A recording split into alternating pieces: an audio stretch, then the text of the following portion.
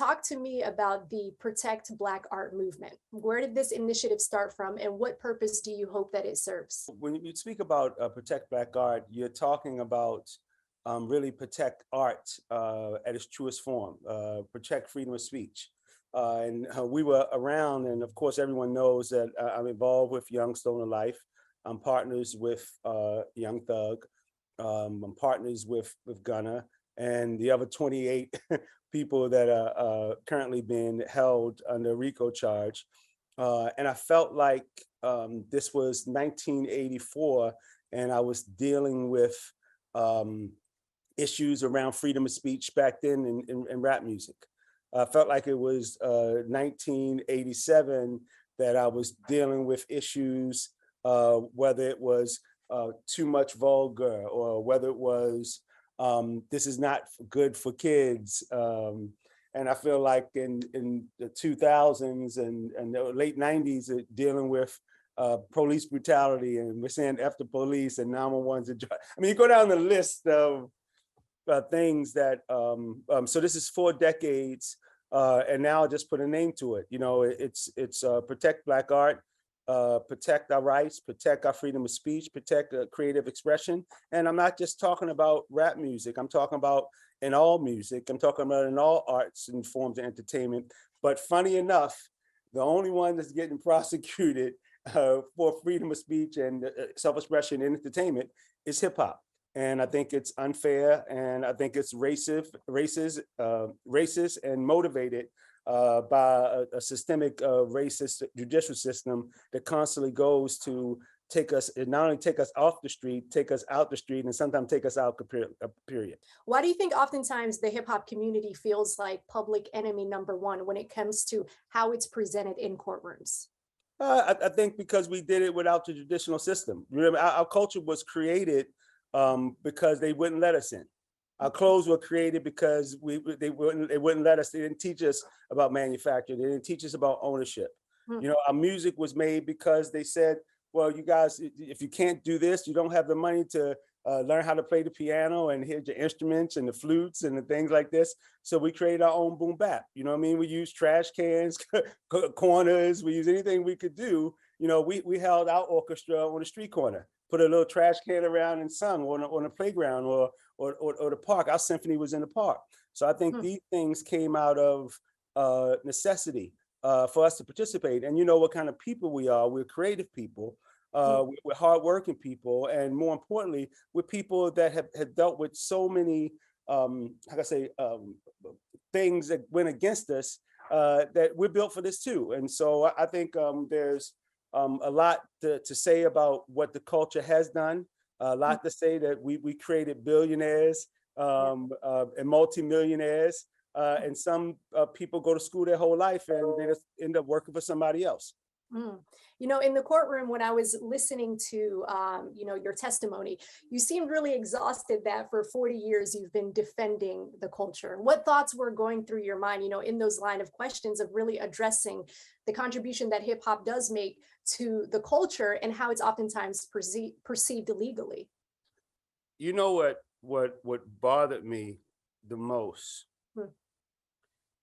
and it's going to sound sort of human. I don't know if it's even. How about this? I'm gonna sound like a father. I know that Jeffrey has 6 kids. Within the last 6 months, but before this, one of his daughter's mothers was murdered. I know what he's done for his community.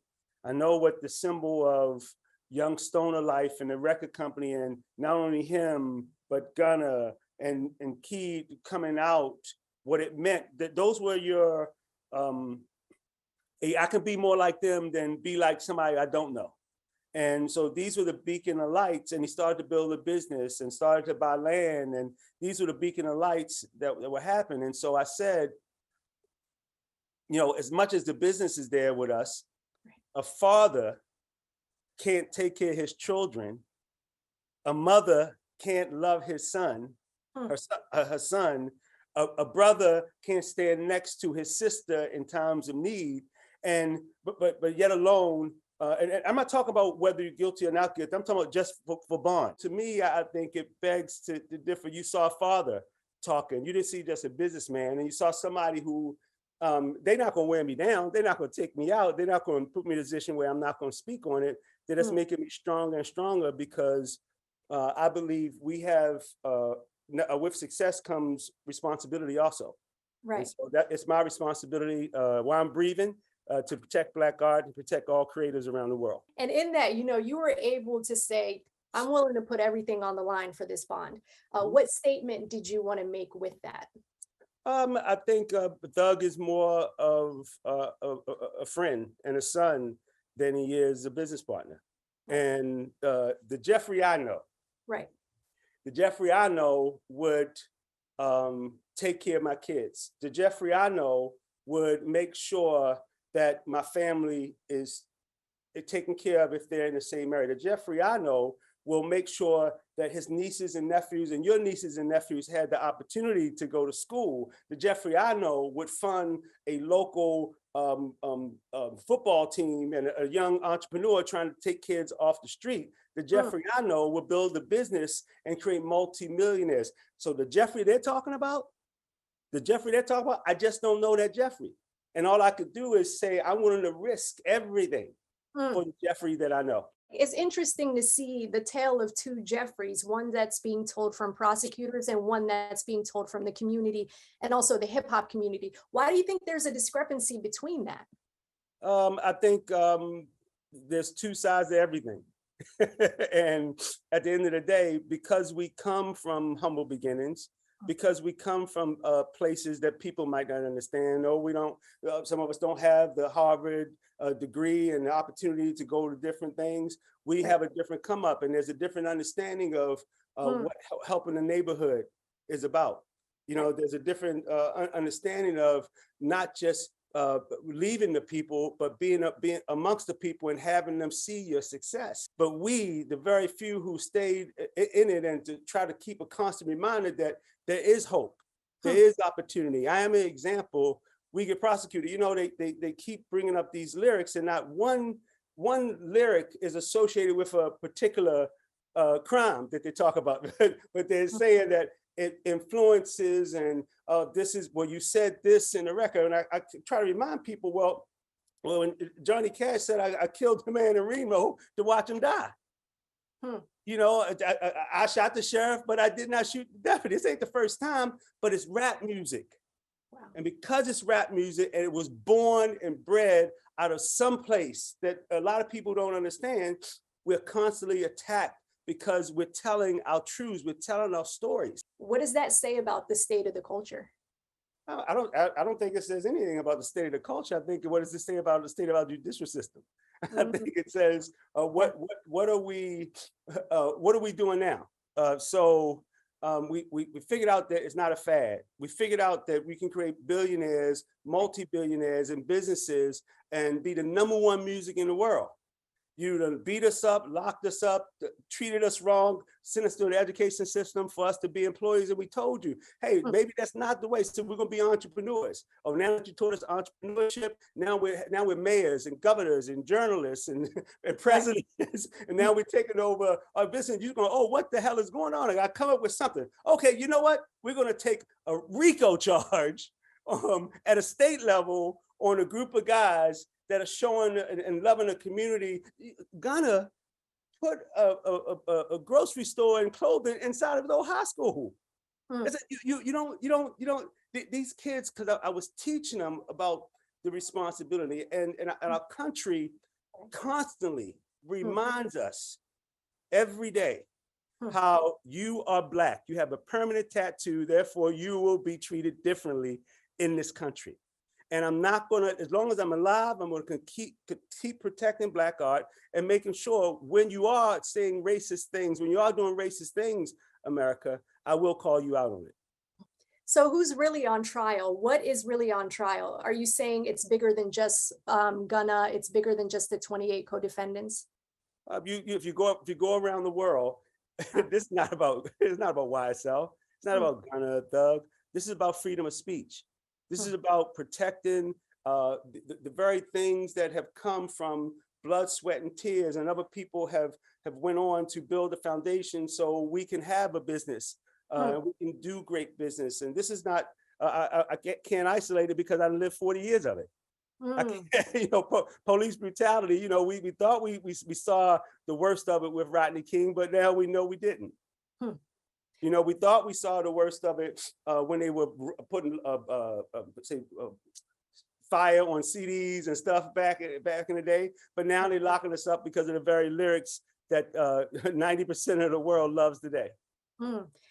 Considering the direction that New York is taking and the direction that Fani Willis is taking versus what's happening in California, why isn't there a general consensus on what to do on a nationwide level? Same reason, not a general consensus on gun laws. same reason it's not a general consensus on storming the Capitol. Same reason it's not a general consensus that murder is murder, whether it's a cop putting his knee on the back of someone's neck. The country we live in, you know what I mean? It's not justice for all. It's justice that's to make it make sense for those of us who are not us. The discussion and the conversation about where the lines blur between a lived reality and artistic expression has been a debate that's been going on for so long. Can you kind of, with how long you've been in the industry, what's your take on that, on where the lines blur? Well, they don't blur to those who want to bend the arc of justice. They only blur for those of us who need to think about in Gunner's situation. He's not been indicted on anything other than affiliation.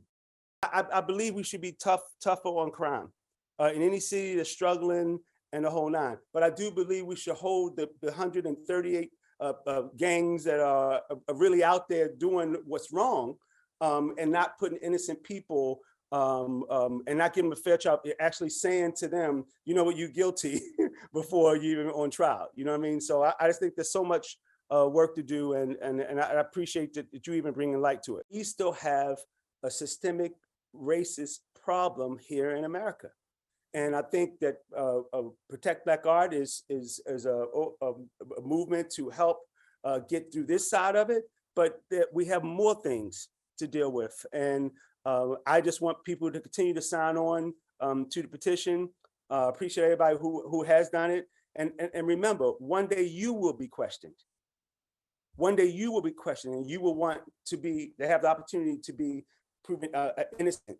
And you don't want to be proven guilty just because of something you said, on a record. Thank you so much for expressing that. This is an amazing opportunity to interview you and to kind of see this nationwide topic from your lens has definitely been an honor.